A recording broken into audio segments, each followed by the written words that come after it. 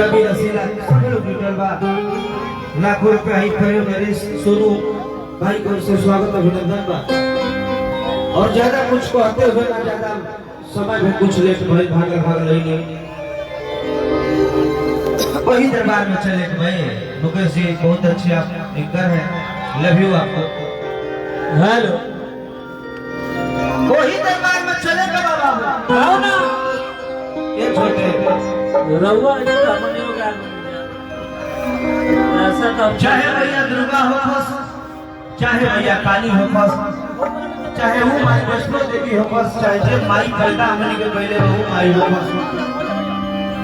कहीं कोई जैसा बाबू तो लोग टीवी रंगीन सगीन लोग का लोग काम का कोई मैं छोटू जी सब लोग जुटल बा।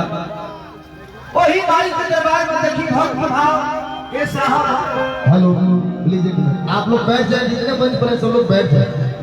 लाइव भाई से जो हो रहा करे का हां बैठिए आप लोग, प्लीज बैठ जाए सब लोग। भाई साहब बैठ जाए, सब लोग बैठ जाए, जो लगा बैठ जाए।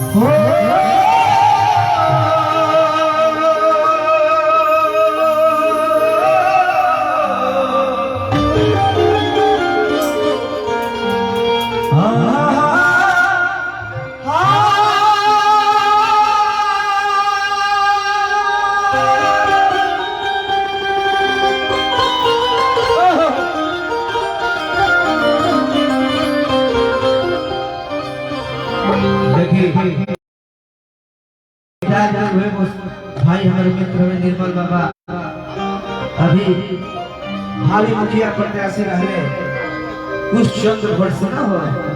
अगला वर्ष हम माई करिए तो तू बन भैया सुजीत रूपाली वाला हमारे भाई बैठल भाई सबके प्रेम से हमारे बाबू और कहे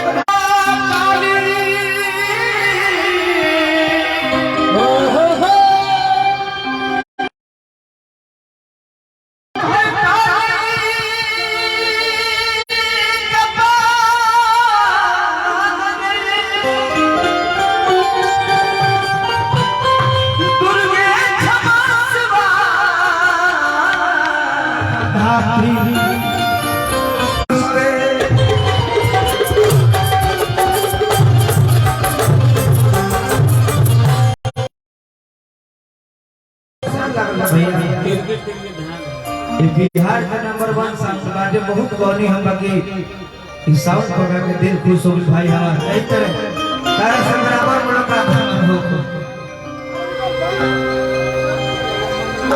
सूर्य नहीं सुरता के कि द्वार में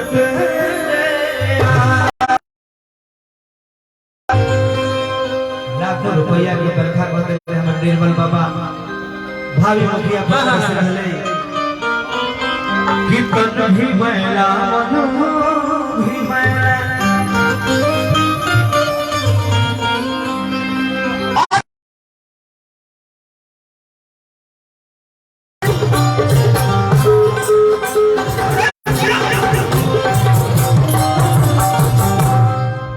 देखिए तबियत खराब है साहब, अगर गलती क्षमा हुई आप सब छोट भाई माफ करो सब हमरा के।